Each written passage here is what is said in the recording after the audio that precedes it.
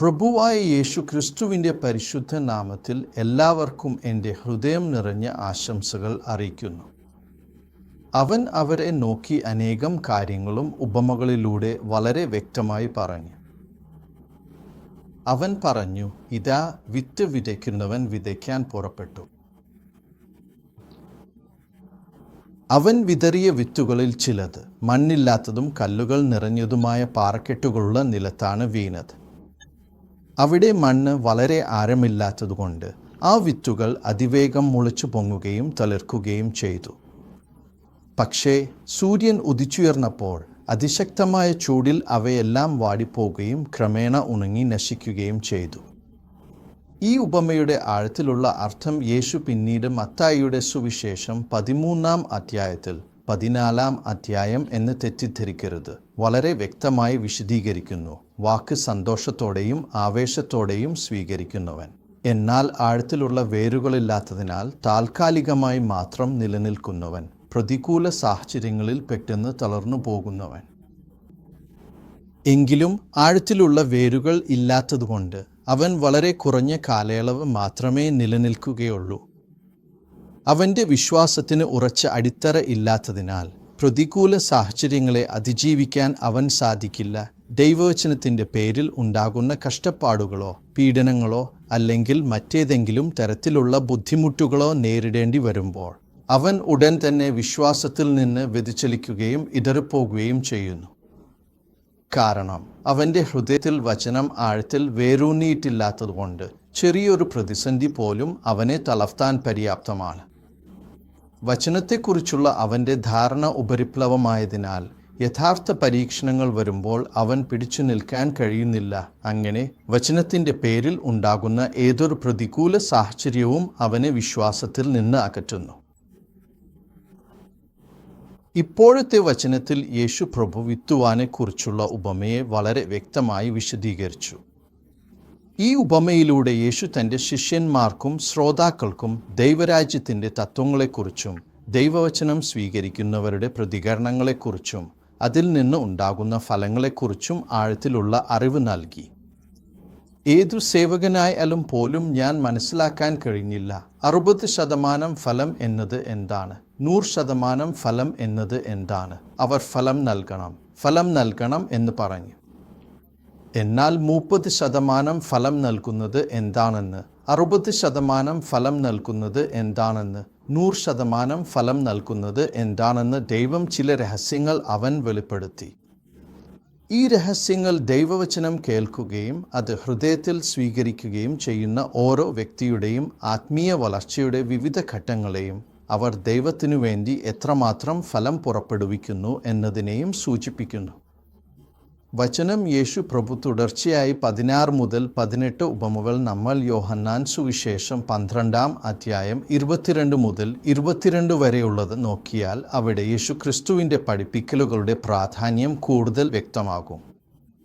ഈ ഭാഗങ്ങളിൽ യേശു തൻ്റെ ശിഷ്യന്മാരോട് സംസാരിക്കുന്നതും ദൈവരാജ്യത്തിൻ്റെ നിഗൂഢതകൾ വെളിപ്പെടുത്തുന്നതും വിശ്വാസത്തിൻ്റെ പ്രാധാന്യം ഊന്നിപ്പറയുന്നതും കാണാം. ഓരോ ഉപമയും ദൈവത്തിൻ്റെ സ്നേഹത്തെയും നീതിയെയും കുറിച്ചുള്ള ആഴത്തിലുള്ള സത്യങ്ങൾ ഉൾക്കൊള്ളുന്നു. യേശു പ്രഭു ഒരു കാര്യം നിങ്ങളോട് സത്യമായി പറയുന്നു എന്ന് പറഞ്ഞു. യേശു പ്രഭു പറഞ്ഞു, വിത്ത് എന്നത് വചനം എന്നാണ്, വചനം വിത്ത് എന്നാണ്. ഈ വചനം, അതായത് ദൈവത്തിൻ്റെ വചനം, നമ്മുടെ ഹൃദയങ്ങളിൽ വിതയ്ക്കപ്പെടുന്ന വിത്ത് പോലെയാണ്. ഈ വിത്ത് നമ്മുടെ ജീവിതത്തിൽ വളർന്ന് ഫലം പുറപ്പെടുവിക്കണം. ഇതിന് എൻ്റെ ആവശ്യമാണ് എന്നാൽ നിത്യജീവിതത്തിലേക്ക് പ്രവേശിക്കാൻ. ഈ നിത്യജീവിതം എന്നത് ദൈവത്തോടൊപ്പമുള്ള അനന്തമായ ജീവിതമാണ്. ഈ ഭൂമിയിൽ അല്ലെങ്കിൽ 60% ഫലം നൽകിയവരെക്കുറിച്ച്, അതായത് ദൈവവചനം കേട്ട് അതിനനുസരിച്ച് ജീവിച്ച് നല്ല ഫലങ്ങൾ പുറപ്പെടുവിച്ചവരെക്കുറിച്ച് യേശു പ്രഭു ഇവിടെ സംസാരിക്കുന്നു. ഈ ഫലങ്ങൾ നമ്മുടെ വിശ്വാസത്തിൻ്റെയും അനുസരണത്തിൻ്റെയും തെളിവുകളാണ്. ദൈവവചനം നമ്മുടെ ജീവിതത്തിൽ എങ്ങനെ പ്രവർത്തിക്കുന്നു എന്നതിൻ്റെ ഉദാഹരണമാണിത്. ഈ വചനം നമ്മുടെ ആത്മാവിനെ പോഷിപ്പിക്കുകയും നമ്മെ നിത്യതയിലേക്ക് നയിക്കുകയും ചെയ്യുന്നു. ഈ ഉപമയിൽ നമുക്ക് 4 തരത്തിലുള്ള ജനക്കൂട്ടങ്ങൾ ഉണ്ട്. ചിലർ ഒരു വഴിയുടെ പക്കൽ വിതറപ്പെട്ടവരാണ്. അവർ പാറയുള്ള നിലത്തിൽ വിതറപ്പെട്ടവരും, മൂന്നാമത്തെ കൂട്ടം മുള്ളുള്ള സ്ഥലത്ത് വിതറപ്പെട്ടവരും, നാലാമത്തെ കൂട്ടം നല്ല ഫലഭൂയിഷ്ഠമായ നിലത്തിൽ വിതറപ്പെട്ടവരും ആണ്. 0.5 എന്നാൽ ഒരു കൂട്ടം മാത്രമാണ് യഥാർത്ഥത്തിൽ ഫലം കണ്ടത്. എത്ര ഫലം കണ്ടു എന്നാൽ 30%, 60%, 100% എന്നിങ്ങനെ. 0.5 ഓരോരുത്തർക്കും ദൈവം തൻ്റെ വചനം വാക്ക് വിതറുന്ന ഒരു രൂപത്തിൽ ഇന്നത്തെ ഈ ആധുനിക ദിവസങ്ങളിലും സംഭവിക്കുന്നു. 0.50 ദൈവത്തിൻ്റെ വാക്ക് നിങ്ങളിലേക്ക് ടിവിയിലൂടെയും യൂട്യൂബിലൂടെയും വിവിധ സോഷ്യൽ മീഡിയ പ്ലാറ്റ്ഫോമുകളിലൂടെയും നിരന്തരം പ്രസംഗിക്കപ്പെട്ടുകൊണ്ടിരിക്കുകയാണ്. ക്രൂശിലേക്കുള്ള വാക്ക്, അതായത് യേശുക്രിസ്തുവിൻ്റെ യാഗത്തെക്കുറിച്ചുള്ള സുവിശേഷം അവർ വളരെ വ്യക്തമായി പ്രസംഗിച്ചു. ഈ മഹത്തായ വാക്ക് ഒരാൾ മനഃപൂർവ്വം അവഗണിക്കുകയാണെങ്കിൽ അതിൻ്റെ ഭവിഷ്യത്തുകൾ എന്തായിരിക്കും? ഫിലിപ്പിയർക്ക് എഴുതിയ പത്രിക 3-20 വളരെ പ്രാധാന്യത്തോടെ എന്താണ് എഴുതിയിരിക്കുന്നത് എന്ന് നമുക്ക് നോക്കാം. നമ്മുടെ പൗരത്വം സ്വർഗത്തിൽ തന്നെയാണ്. ഈ ഭൂമിയിൽ നാം കൂടുതൽ കാലം ജീവിക്കില്ല എന്ന സത്യം നാം മനസ്സിലാക്കണം. നമ്മുടെ ജീവിതകാലം ഈ ലോകത്തിൽ വളരെ കുറവാണ്. നാം ജീവിക്കേണ്ടത് വളരെ കുറച്ച് കാലം മാത്രമാണ്.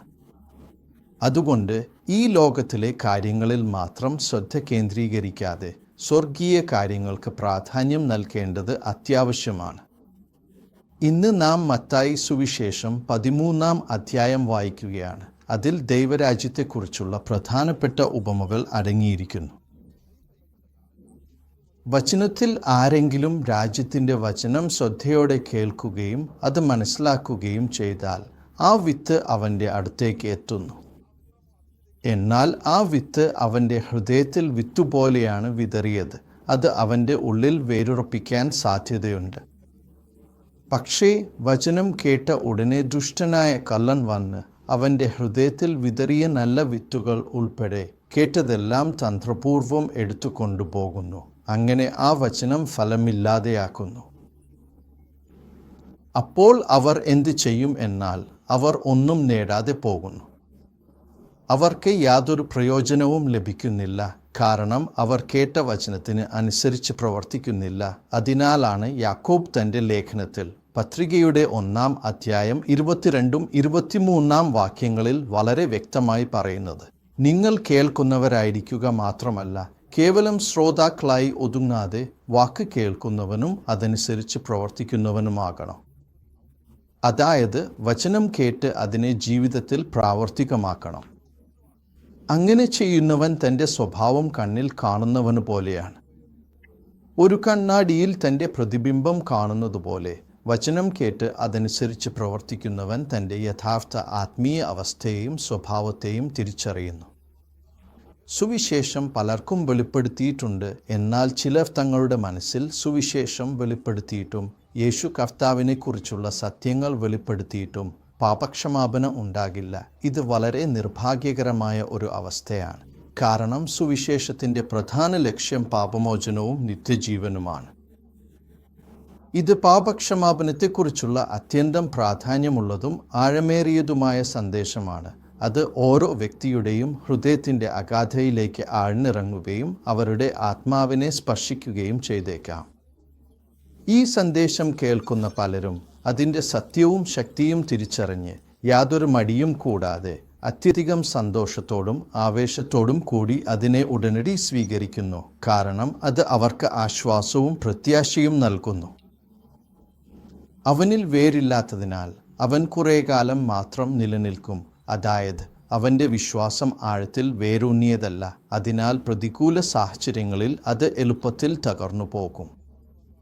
വാക്കിൻ്റെ ബുദ്ധിമുട്ടുകൾ വന്നപ്പോൾ, അതായത് ദൈവവചനത്തെക്കുറിച്ചുള്ള പ്രയാസങ്ങളും പീഡനങ്ങളും എതിർപ്പുകളും നേരിട്ടപ്പോൾ, യേശു കർത്താവ് മരിച്ചും പാപങ്ങൾക്കു വേണ്ടി ക്രൂശിൽ മരണം വരിച്ചും പുനരുത്ഥാനത്തിനായി കുഴിച്ചിട്ടും 3 ദിവസം 3 രാത്രികൾ ശവകുടീരത്തിൽ കുഴിച്ചിട്ടും ചിലർ യേശു കർത്താവിനെ തങ്ങളുടെ രക്ഷകനായി സ്വീകരിക്കും. പക്ഷേ അവർക്ക് വിശ്വാസത്തിൽ സ്ഥിരതയില്ല. അവരുടെ ഹൃദയത്തിൽ വചനം ആഴത്തിൽ വേരൂന്നാത്തതുകൊണ്ട് അവർക്ക് പ്രതിസന്ധികളെ അതിജീവിക്കാൻ കഴിയുന്നില്ല.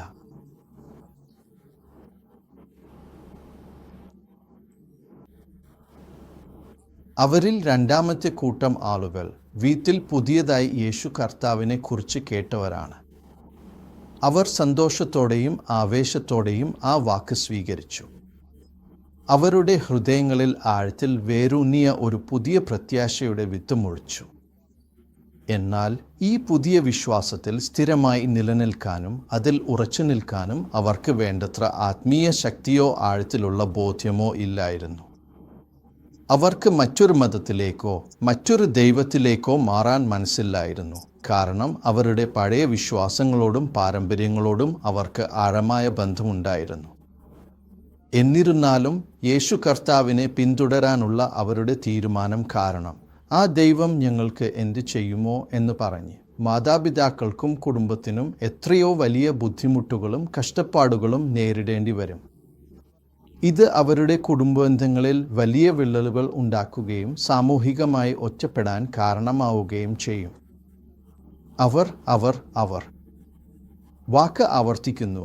അവർ തങ്ങളുടെ പഴയ ജീവിത രീതികളും വിശ്വാസങ്ങളും വിട്ടുപോകുകയും അങ്ങനെ ചെയ്യാമോ എന്ന് സത്യവാങ്മൂലം ചെയ്യുമ്പോഴേ അവർ ആ കൂട്ടത്തിൽ പൂർണ്ണമായി പ്രവേശിക്കുകയോ അതിൻ്റെ ഭാഗമാകുകയോ ചെയ്യും.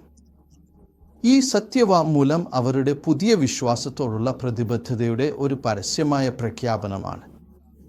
അതുപോലെ യേശു കർത്താവിനോട് ഞങ്ങൾക്ക് യാതൊരു ബന്ധവുമില്ലെന്ന് പറഞ്ഞ് മുതിർന്നവരുടെ സാന്നിധ്യത്തിൽ അവർ യേശു കർത്താവിനെ തള്ളിക്കളഞ്ഞു. ഇത് അവരുടെ വിശ്വാസത്തിൽ നിന്നുള്ള ഒരു വലിയ പിന്മാറ്റമായിരുന്നു. കഷ്ടതയും പരീക്ഷണവും വന്നപ്പോൾ യേശു കർത്താവിനെ തള്ളിക്കളയുന്നത് വളരെ വളരെ ഭയാനകമാണ്. കാരണം അത് അവരുടെ ആത്മാവിനെ ശൂന്യമാക്കുകയും ആത്മീയമായി തകർക്കുകയും ചെയ്യും. അവർ ശൂന്യരായി പോകും. അവരുടെ ജീവിതത്തിൽ ഒരു വലിയ ശൂന്യത അനുഭവപ്പെടും. കാരണം അവർക്ക് മുമ്പ് ഉണ്ടായിരുന്ന പ്രത്യാശയും സമാധാനവും നഷ്ടപ്പെടും. ഞാൻ അവനെ നിഷേധിച്ചാൽ, മനുഷ്യരുടെ മുമ്പിൽ പരസ്യമായി അവനെ നിഷേധിച്ചാൽ, അവൻ എന്നെയും സ്വർഗത്തിൽ തൻ്റെ പിതാവിൻ്റെയും വിശുദ്ധ ദൂതന്മാരുടെയും മുമ്പിൽ നിഷേധിക്കും.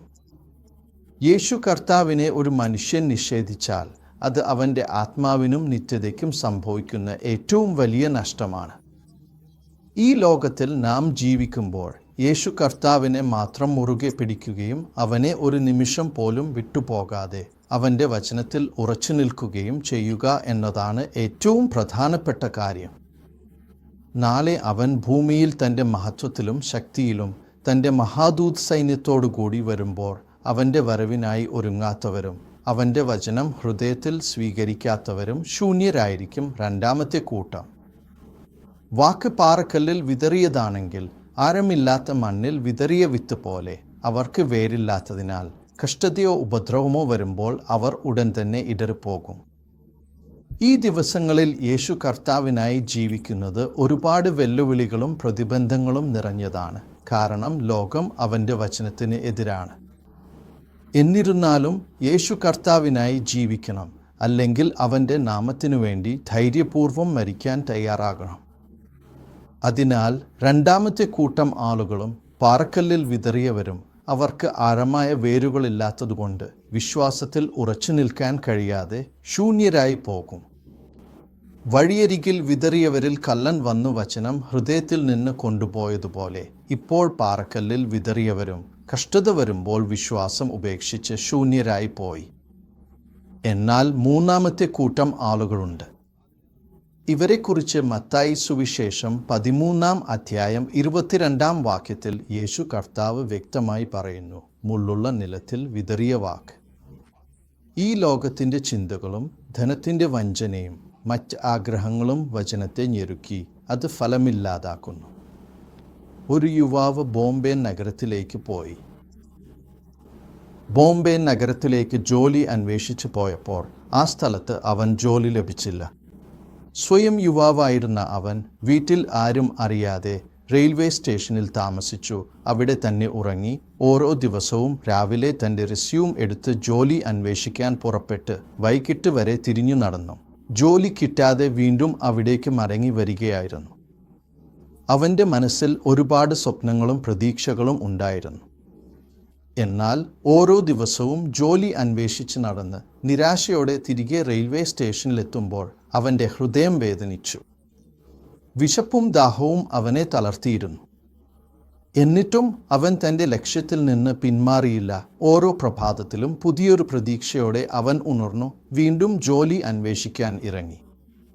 അവൻ്റെ ഈ കഠിനാധ്വാനവും അർപ്പണബോധവും ദൈവം കണ്ടു. അങ്ങനെ ആ യുവാവിന് ദൈവം ഒടുവിൽ ഒരു നല്ല ജോലി അനുഗ്രഹിച്ചു. ചെറിയ ജോലി ആയിരുന്നെങ്കിലും ദൈവം അവനെ അനുഗ്രഹിച്ചു. അവൻ്റെ പരിശ്രമം ദൈവം അനുഗ്രഹിച്ചു. അവൻ്റെ ക്ഷമയും വിശ്വാസവും ദൈവം അംഗീകരിച്ചു. ഈ ചെറിയ ജോലി അവൻ്റെ ജീവിതത്തിൽ ഒരു വലിയ വഴിത്തിരിവായി മാറി. അവൻ തൻ്റെ കഠിനാധ്വാനത്തിലൂടെയും ദൈവാനുഗ്രഹത്തിലൂടെയും ജീവിതത്തിൽ വിജയം നേടി. അവന് വളരെ ചെറിയ ഒരു പദവിയിൽ, എന്നാൽ ദൈവം അതേ കമ്പനിയിൽ തന്നെ അവനെ അത്യധികം അനുഗ്രഹിച്ചു. ദൈവം അവനെ ആ ഉയർന്ന സ്ഥാനത്തേക്ക് കൊണ്ടുപോയി അവിടെ തന്നെ ഉറപ്പിച്ചു സ്ഥാപിച്ചു. പിന്നീട് ലോകപരമായി അവൻ വളരെ തിരക്കുള്ളവനായി മാറി.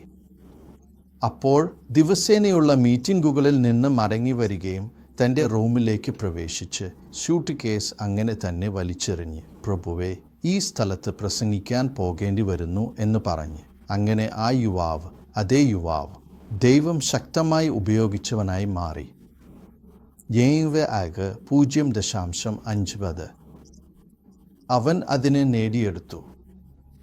എന്നാൽ നീ യേശു പ്രഭുവിനെ നേരിട്ട് കാണാൻ ആഗ്രഹിക്കുന്നുവോ? ഒരിക്കൽ യേശു പ്രഭു എൻ്റെ കുറിച്ച് എന്ത് പറയുന്നു എന്ന് അറിയാൻ ആഗ്രഹിക്കുന്നുവോ? ഒരിക്കൽ ദൈവദാസൻ അവൻ പറഞ്ഞു, തീർച്ചയായും യേശു പ്രഭു എന്താണോ മറ്റൊരാളെക്കുറിച്ച് പറഞ്ഞത് അതുപോലെ ഞാൻ ബോംബെ പട്ടണത്തിൽ പോയി. അവൻ റെയിൽവേ സ്റ്റേഷനിൽ നിന്ന് പ്രാർത്ഥിച്ചു. 0.50 ആ പ്രാർത്ഥന കേട്ടപ്പോൾ ഞാൻ സ്വർഗത്തിൽ നിന്നു ഇറങ്ങി അവൻ്റെ സുഹൃത്തിനൊപ്പം അവൻ്റെ പ്രാർത്ഥനയ്ക്കായി ഞാൻ സ്വർഗത്തിൽ നിന്നു വരുമെങ്കിൽ അവൻ പ്രാർത്ഥിക്കാതെ ഉറങ്ങുകയാണ്. 0.50 അങ്ങനെ പറഞ്ഞ് അവൻ ലോകപരമായി ഐശ്വര്യത്തിലും സമ്പത്തിലും വഞ്ചനയിലും മോഹത്തിലും മുഴുകി ദൈവത്തിൽ നിന്ന് അകന്നുപോയി. 0.50 ദൈവത്തിൻ്റെ അനുഗ്രഹം ലഭിക്കാൻ ദൈവത്തോടൊപ്പം സ്നേഹബന്ധം തുടരാൻ കഴിയാതെ പലരും അങ്ങനെ തന്നെ ആയി പോകുന്നു. അതിനാൽ അവർ ശൂന്യരായി മാറുന്നു. 0.50 അതിനാലാണ് തിമോത്തിയിലേക്കുള്ള ആദ്യത്തെ കത്തിൽ 4-ാം അധ്യായം 10-ാം വാക്യത്തിൽ പൗലോസ് പറയുന്നു, ദേമ ഈ ലോകത്തെ സ്നേഹിച്ച്. ക്രമക്രമമായി ഇങ്ങനെ തുടരുമ്പോൾ ലോകത്തെ സ്നേഹിക്കാൻ തുടങ്ങിയിരിക്കുന്നു.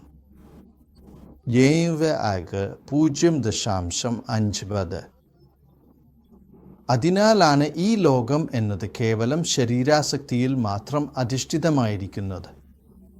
ഈ ഭൗതിക ലോകത്തിൽ നിന്ന് നമുക്ക് ലഭിക്കുന്ന എല്ലാ അനുഗ്രഹങ്ങളും അവ എത്ര വലുതായാലും ചെറുതായാലും ഒടുവിൽ പൂർണ്ണമായും ഇല്ലാതാകും എന്ന സത്യം നാം തിരിച്ചറിയണം. ഈ അനുഗ്രഹങ്ങൾ ലഭിക്കുന്ന മനോഹരമായ സമയവും അതിൻ്റെ എല്ലാ സന്തോഷങ്ങളോടും കൂടി ഒരു നാൾ തീർച്ചയായും നഷ്ടപ്പെടും. ആ വിലപ്പെട്ട സമയം നമ്മുടെ കൈകളിൽ നിന്ന് നഷ്ടപ്പെട്ടാൽ നമ്മുടെ ആത്മാവിൻ്റെ കാര്യത്തിൽ നാം വലിയൊരു നഷ്ടത്തിലേക്ക് കൂപ്പുകുത്തേണ്ടി വരും. അത് ആത്മീയമായ ശൂന്യതയിലേക്ക് നമ്മെ നയിക്കും. ഇപ്പോൾ 3 കൂട്ടം ആളുകളും 3 വ്യത്യസ്ത നിലങ്ങളിൽ വിത്ത് വിതറിയതും ചെറിയ കുട്ടികളെ അവിടുത്തെ പരിശുദ്ധ നാമത്തിൽ അവർക്ക് വെവ്വേറെ അനുഗ്രഹങ്ങൾ ലഭിച്ചതുമാണ്. ഈ ഓരോ സാഹചര്യത്തിലും ലഭിച്ച ഫലങ്ങളെക്കുറിച്ച് നമുക്ക് കൂടുതൽ ആഴത്തിൽ ചിന്തിക്കാം. ഇനി നിങ്ങൾക്ക് സ്വാഭാവികമായും ചോദിക്കാം, 30% ഫലം കിട്ടുന്നു എന്നത് യഥാർത്ഥത്തിൽ എന്താണ് അർത്ഥമാക്കുന്നത്? 60% ഫലം കിട്ടുന്നു എന്നത് എന്തിനെയാണ് സൂചിപ്പിക്കുന്നത്? അതുപോലെ 100% ഫലം കിട്ടുന്നു എന്നത് പൂർണ്ണതയുടെ ഏത് തലത്തെയാണ് പ്രതിനിധീകരിക്കുന്നത്? ഓരോന്നിനും അതിൻ്റേതായ പ്രാധാന്യവും ആഴത്തിലുള്ള അർത്ഥവുമുണ്ട്. 30% ഫലം എന്നത് ഒരു തുടക്കത്തെയും പരിമിതമായ വളർച്ചയെയും സൂചിപ്പിക്കുന്നു. 60% ഫലം എന്നത് നല്ല പുരോഗതിയെയും കാര്യമായ നേട്ടങ്ങളെയും കാണിക്കുന്നു. എന്നാൽ 100% ഫലം എന്നത് പൂർണ്ണമായ സമർപ്പണത്തെയും പരമാവധി ഉൽപാദനക്ഷമതയും ദൈവിക അനുഗ്രഹങ്ങളെയും എടുത്തു കാണിക്കുന്നു. 30% ഫലം കിട്ടുന്നു എന്നത് ഇവർ യേശു പ്രഭുവിനെ പൂർണ്ണമായി വിശ്വസിക്കുന്നു എന്നതിൻ്റെ തെളിവാണ്. വീരു ക്രിസ്തുവിൽ കുട്ടികൾ, ക്രിസ്തുവിൽ ബാല്യാവസ്ഥയിൽ ഉള്ളവരുടെ ആത്മീയ നില എന്താണെന്നാൽ അപ്പോൾ അവർ പാപികൾക്ക് മരിച്ചിട്ടില്ല. അവർ ഇപ്പോഴും പാപത്തിൻ്റെ സ്വാധീനത്തിൽ നിന്ന് പൂർണ്ണമായി വിടുതൽ പ്രാപിച്ചിട്ടില്ലാത്തവരാണ്. അവൻ്റെ നാമത്തിൽ പിതാവിനും മകനും പരിശുദ്ധാത്മാവിനും വേണ്ടി നാമം സ്വീകരിച്ച് ആ നിലയിൽ തന്നെ ഉള്ളവരെയാണ് പറയുന്നത്. അതായത് അവർ യേശു ക്രിസ്തുവിനെ തങ്ങളുടെ കർത്താവും രക്ഷിതാവുമായി സ്വീകരിക്കുകയും സ്നാനത്തിലൂടെ തങ്ങളുടെ വിശ്വാസം പരസ്യമായി ഏറ്റുപറയുകയും ചെയ്തവരാണ്. എന്നാൽ അവരുടെ ആത്മീയ വളർച്ചയുടെ ആദ്യഘട്ടത്തിൽ നിൽക്കുന്നവരാണിവർ.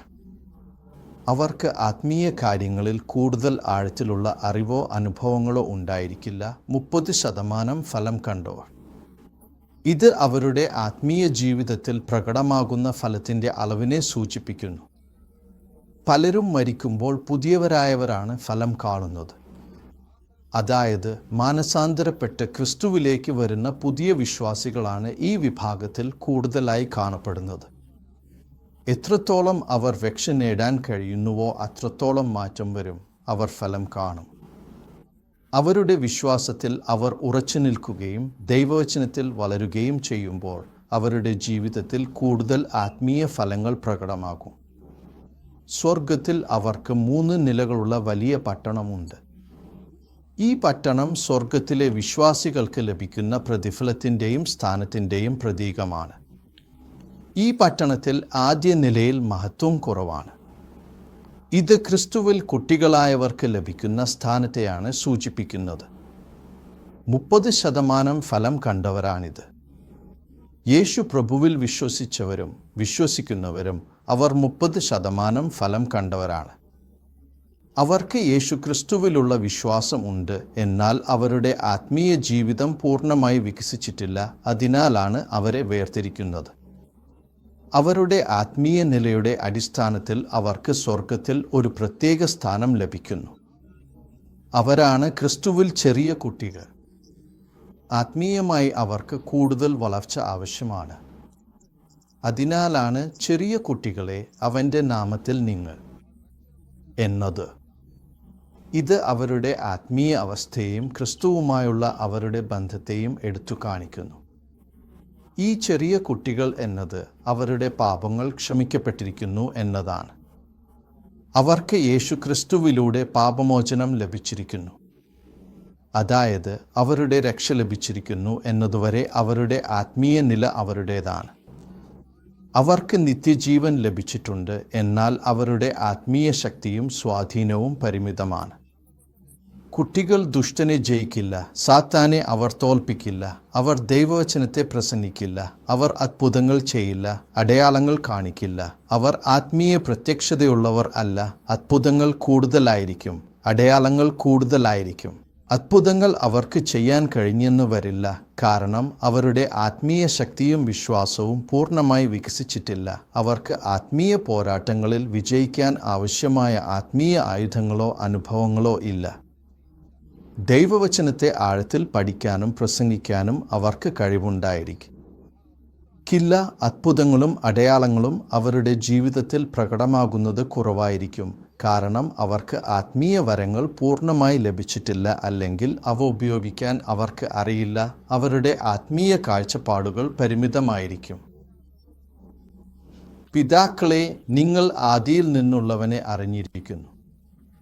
അനാദികാലം മുതൽ നിലനിൽക്കുന്നവനും സകല സൃഷ്ടികൾക്കും മുൻപേയുള്ളവനുമായ അവനെ നിങ്ങൾ തിരിച്ചറിഞ്ഞിരിക്കുന്നു.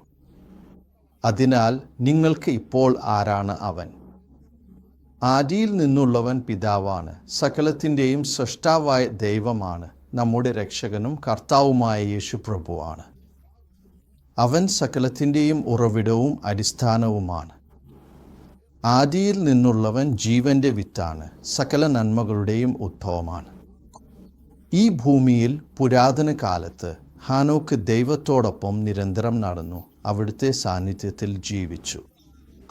ഹാനോക്ക് ദൈവത്തോടൊപ്പം നേരിട്ട് അവിടുത്തെ ഇഷ്ടത്തിനനുസരിച്ച് അവിടുത്തെ വഴികളിൽ സഞ്ചരിച്ചു. മോശയും ദൈവത്തോടൊപ്പം നേരിട്ട് സംസാരിക്കുകയും അവിടുത്തെ കൽപ്പനകൾ സ്വീകരിക്കുകയും ചെയ്തു. നോഹയും ദൈവത്തിൻ്റെ കൃപ കണ്ടെത്തി അവിടുത്തെ നിർദ്ദേശങ്ങൾ അനുസരിച്ച് ജീവിച്ചു. ഇവർ ദൈവത്തോടുള്ള അവരുടെ അഗാധമായ ബന്ധം കൊണ്ടും അവിടുത്തെ ഇഷ്ടം നിറവേറ്റിയതുകൊണ്ടുമാണ് അറിയപ്പെടുന്നത്. എല്ലാവർക്കും ദൈവിക ഗുണങ്ങൾ ഉണ്ടാകില്ല. അസാധാരണമായ അത്ഭുതങ്ങൾ അവരുടെ ജീവിതത്തിൽ നടക്കില്ല. കൂടാതെ കുട്ടികൾ പോലെ പെരുമാറുന്ന പക്വതയില്ലാത്ത ദാസന്മാർ ഉണ്ടാകാം. അവർക്ക് ദൈവിക കാര്യങ്ങളിൽ ശരിയായ ഉൾക്കാഴ്ചയോ വിവേകമോ ഇല്ലാത്തവരായിരിക്കാം. അവരിൽ ചിലർ 60% ഫലം കണ്ടവരാണ്, മറ്റു ചിലർ 30% ഫലം കണ്ടവരാണ്. യേശു പ്രഭുവിൽ പൂർണ്ണമായി വിശ്വസിച്ച് സ്ഥിരമായ ക്രിസ്ത്യൻ ജീവിതം നയിച്ച് ഈ ഭൂമിയിൽ നിന്ന് വ്യത്യസ്തമായി മഹത്വത്തിൽ ജീവിക്കുന്നവരാണ് അവർ. 0.5 ചിലർ 100% ഫലം കണ്ടവരാണ്. അവിടത്ത് ദൂതന്മാർ സംസാരിക്കുന്ന ഭാഷ അവർക്ക് വ്യക്തമായി കേൾക്കാൻ സാധിച്ചു. ഇവരുപോലുള്ള ഭക്തരാണ് 100% ഫലം കണ്ടവർ. അവർ 3-ാം നിലയിൽ ആയിരിക്കും.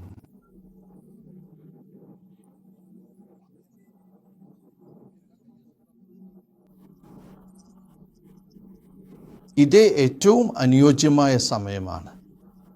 ഞങ്ങളുടെ യേശു പ്രഭുവേ, സർവശക്തനായ ദൈവമേ, അത്തരത്തിലുള്ള അമൂല്യമായ കൃപ എല്ലാവർക്കും നൽകണമേ എന്ന് ഞാൻ വിനയപൂർവ്വം പ്രാർത്ഥിക്കുന്നു. ആമേൻ, ആമേൻ, ആമേൻ. നമുക്ക് ഇപ്പോൾ പ്രാർത്ഥിക്കാം. സ്തോത്രം, ഞങ്ങൾ ഒന്നായി പ്രഭുവേ. നീ വിശ്വസനീയനായ ദൈവമാണ്, അത്ഭുതങ്ങൾ ചെയ്യുന്ന മഹാനായ ദൈവമാണ്, അത്ഭുതകരമായ കാര്യങ്ങൾ ചെയ്യുന്നവനാണ്. അതിനാൽ ഞങ്ങൾ എല്ലാവരും പ്രഭുവേ നിനക്കു നേരിട്ട് ഞങ്ങളുടെ ഹൃദയത്തിൽ നിന്നും സ്തുതി അർപ്പിക്കുന്നു.